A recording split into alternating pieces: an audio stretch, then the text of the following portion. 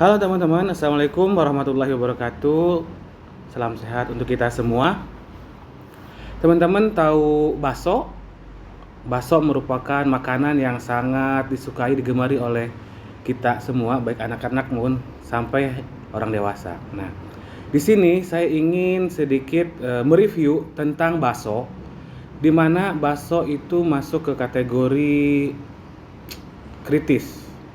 Nah, bakso, dalam pembuatan bakso itu yang menjadi bahan baku utamanya adalah daging. Nah, si daging ini merupakan termasuk kategori berisiko tinggi. Kenapa?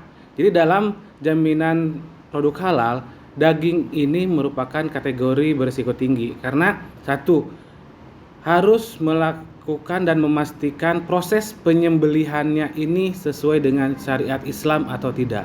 Karena untuk daging itu harus dipastikan dari pemotongannya terlebih dahulu, apakah sesuai dengan syariat atau tidak. Kalau tidak sesuai dengan syariat, maka jatuhnya bisa jadi haram untuk dimakan. Nah, itu satu terkait olahan bakso yang menggunakan daging yang berisiko tinggi. Satu, dari pemotongannya. Kedua, itu dari penggilingannya. Penggilingannya itu dia apakah menggiling di penggilingan pribadi atau menggiling di penggilingan umum atau di pasar. Nah, ketika penggilingan di pasar ini harus dipastikan penggilingannya ini tidak tercampur dengan daging yang tidak halal. Nah, sangat sulit bagi kita untuk men-tracing si daging sapi ini halal atau tidak. Karena ketika datang ke penggilingan, dari pemotongan A, B, C, D datang ke situ. Nah, harus dipastikan pemotongan A, B, C, D ini dia sesuai dengan syariat pemotongannya. Kalau tidak, maka akan terjadi kontaminasi silang.